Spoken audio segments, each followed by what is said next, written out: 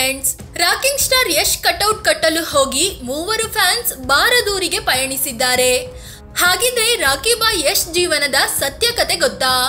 ಇವರ ತಂದೆ ತಾಯಿ ಯಾರು? ಯಶ್ ಮೆಜೆಸ್ಟಿಕ್ ಬಸ್ ಸ್ಟ್ಯಾಂಡ್ ನಲ್ಲಿ ಮಲಗಿದ್ದು ಯಾಕೆ? ಯಶ್ ಮಾಡಿಕೊಂಡ ವಿವಾದಗಳು ಏನು?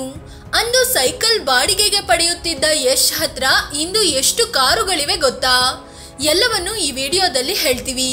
ಅದಕ್ಕೂ ಮುನ್ನ ನೀವಿನ್ನೂ ನಮ್ಮ ಚಾನೆಲ್ಗೆ ಸಬ್ಸ್ಕ್ರೈಬ್ ಆಗಿಲ್ಲ ಅಂದ್ರೆ ಈ ಕೂಡಲೇ ಆಗಿ ಪಕ್ಕದ ಗಂಟೆ ಗುರುತಿನ ಮೇಲೆ ಕ್ಲಿಕ್ ಮಾಡಿ.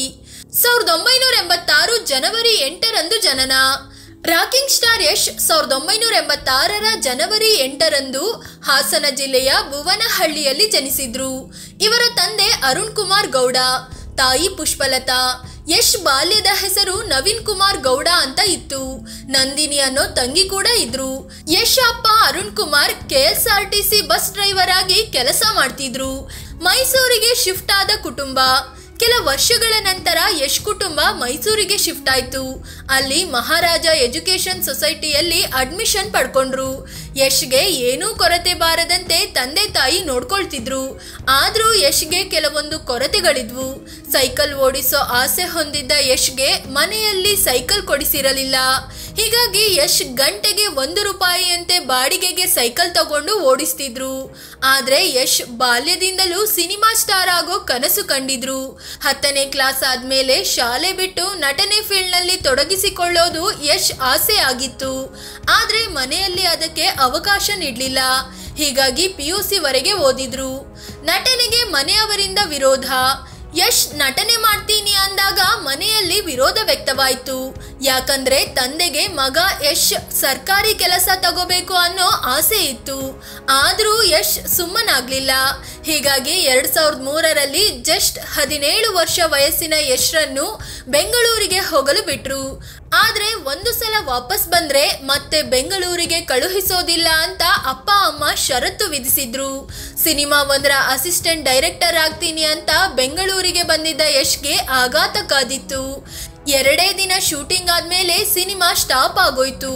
ಆಗ ಯಶ್ ಹತ್ರ ಇದ್ದಿದ್ದು ಜಸ್ಟ್ 300 ರೂಪಾಯಿ ಮಾತ್ರ. ವಾಪಸ್ ಹೋದ್ರೆ ಮತ್ತೆ ನಟನೆಗೆ ಅವಕಾಶ ಇಲ್ಲ ಅಂತ ಮನೆಯಲ್ಲಿ ಹೇಳಿ ಆಗಿತ್ತು. ಹೀಗಾಗಿ ಬಸ್ ಹತ್ತಿ ಮನೆಗೆ ಹೋಗುವಂತೆಯೂ ಇರಲಿಲ್ಲ. ಸ್ನೇಹಿತರು ನೆಂಟ್ರಿಷ್ಟರು ಇದ್ರೂ ಸಹ ಅವರಿಗೆ ತೊಂದರೆ ಕೊಡೋಕೆ ಯಶ್ಗೆ ಇಷ್ಟ ಇರಲಿಲ್ಲ. ಹೀಗಾಗಿ ಅಂದು ಮೆಜೆಸ್ಟಿಕ್ ಬಸ್ ಸ್ಟ್ಯಾಂಡ್ ನಲ್ಲೇ ಯಶ್ ಮಲಗಿದ್ರಂತೆ.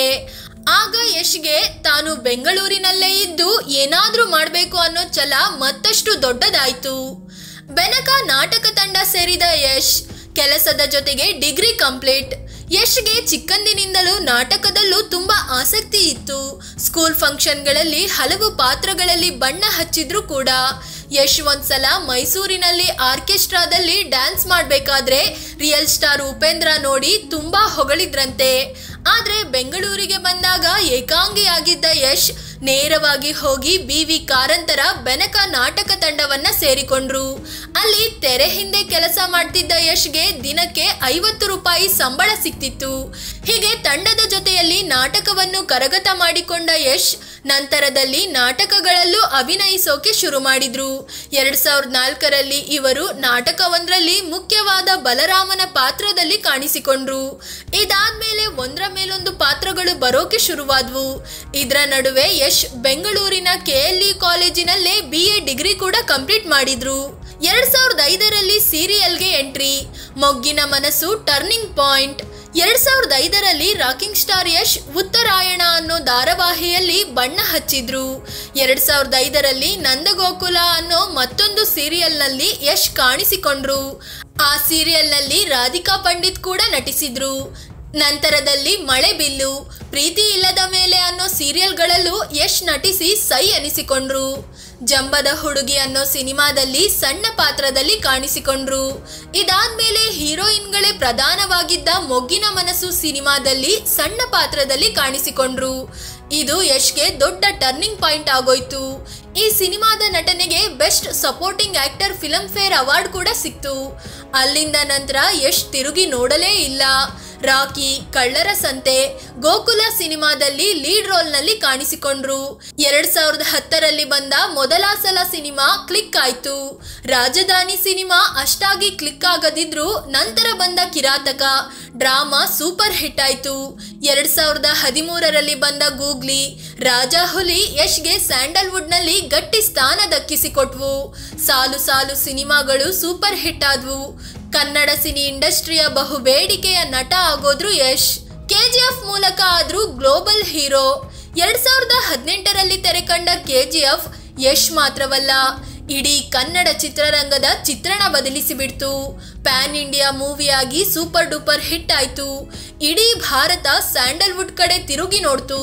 2022ರಲ್ಲಿ ಬಂದ KGF 2 ಕೂಡ ಯಶ್ ಮತ್ತು ಕನ್ನಡ ಚಿತ್ರರಂಗವನ್ನ ಮತ್ತೊಂದು ಹಂತಕ್ಕೆ ತಗೊಂಡು ಹೋಯ್ತು. ಈ ಸಿನಿಮಾ 1000 ಕೋಟಿಗೂ ಹೆಚ್ಚು ಕಲೆಕ್ಷನ್ ಮಾಡಿ ಇಡೀ ಭಾರತ ಚಿತ್ರರಂಗದ ಇತಿಹಾಸದಲ್ಲೇ ಅತಿ ಹೆಚ್ಚು ದುಡ್ಡು ಕಲೆಕ್ಟ್ ಮಾಡಿದ 4ನೇ ಸಿನಿಮಾ ಎನ್ನಿಸಿಕೊಳ್ತು. ಈಗ ಯಶ್ ತಮ್ಮ ಮುಂದಿನ ಸಿನಿಮಾ ಟಾಕ್ಸಿಕ್ ನಲ್ಲಿ ಕೆಲಸ ಮಾಡ್ತಿದ್ದಾರೆ. ಯಶ್ ರಾಧಿಕಾ ಲವ್ ಸ್ಟೋರಿ ಗೊತ್ತಾ? ಯಶ್ ಮತ್ತು ರಾಧಿಕಾ ನಂದಗೋಕುಲ ಸೀರಿಯಲ್ ನಲ್ಲಿ ನಟಿಸಿದ್ರು. ರಾಧಿಕಾ ಯಶ್ಗೆ ಲಕ್ಕಿಯಾಗಿ ಸಾಬೀತಾದ್ರು. ಇವರ ನಡುವೆ ಆಗಲೇ ಲವ್ ಮೊಳಕೆ ಒಡೆದಿತ್ತು. ಇಬ್ಬರು ಪರಸ್ಪರ ಪ್ರೀತಿಸೋಕೆ ಶುರು ಮಾಡಿದ್ರು. ಯಶ್ ರೀತಿ ರಾಧಿಕಾ ಕೂಡ ಸ್ಯಾಂಡಲ್ವುಡ್ ಸಿಂಡ್ರೆಲಾ ಆಗಿ ಕ್ಲಿಕ್ ಆದ್ರು. ಒಂದರ ನಂತರ ಒಂದು ಹಿಟ್ ಮೂವಿಯಲ್ಲಿ ಬಣ್ಣ ಹಚ್ಚಿದ್ರು. ಇಬ್ಬರು 2016ರಲ್ಲಿ ಮದುವೆ ಆದ್ರು. ಇವರಿಗೆ ಐರಾ ಅಂತ ಮಗಳು ಮತ್ತು ಯತರ್ವ್ ಮಗ ಕೂಡ ಇದ್ದಾರೆ. ವಿವಾದಗಳು ಕೂಡ ಒಂದೆರಡಲ್ಲ. ಯಶ್ ದೊಡ್ಡ ಸ್ಟಾರ್ ಆದ್ಮೇಲೆ ಒಂದೊಂದೇ ವಿವಾದಗಳು ಕೇಳಿ ಬರೋಕೆ ಶುರುವಾದ್ವು. ಮೊದಲಿಗೆ ಯಶ್ ಅವರ ತಂದೆ ತಾಯಿ ಚೀಟಿ ವ್ಯವಹಾರ ಮಾಡ್ತಿದ್ರು. ನಷ್ಟ ಆಗಿದ್ರಿಂದ ಹೇಳದೆ ಕೇಳದೆ ಊರು ಬಿಟ್ರು ಅನ್ನೋ ಆರೋಪ ಕೇಳಿ ಬಂತು. ಆದ್ರೆ ಮೈಸೂರಿನ ಪಡುವಾರಹಳ್ಳಿಯ ಜನ ಮಾಡಿದ ಆರೋಪವನ್ನ ಯಶ್ ತಳ್ಳಿ ಹಾಕಿದ್ರು.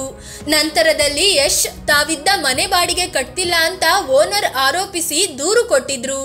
ಆದ್ರೆ ಈ ಬಗ್ಗೆ ಮಾತನಾಡಿದ್ದ ಯಶ್, ನಾನು ಈ ಹಿಂದೆ ಇದ್ದ ಮನೆ ಅದು, ಪ್ರತಿ ತಿಂಗಳು ಮಿಸ್ ಮಾಡದೆ ಬಾಡಿಗೆ ಕೊಡ್ತಿದ್ದೆ. ಮನೆ ಖಾಲಿ ಮಾಡೋವರೆಗೆ ಎಲ್ಲವೂ ಸರಿ ಇತ್ತು. ಆದ್ರೆ ಖಾಲಿ ಮಾಡುವಾಗ ಇಂಟೀರಿಯರ್ ವಿಚಾರಕ್ಕೆ ಜಗಳ ಆಗಿದೆ. ಇದೇ ಕಾರಣಕ್ಕೆ ಓನರ್ ಈ ರೀತಿ ಆರೋಪ ಮಾಡ್ತಿದ್ದಾರೆ ಅಂತ ಹೇಳಿಕೊಂಡಿದ್ರು. ಇದಾದ್ಮೇಲೆ ಹಾಸನ ಜಿಲ್ಲೆಯ ತಿಮ್ಲಾಪುರ ಬಳಿ ಯಶ್ ಜಮೀನು ತಗೊಂಡಿದ್ರು.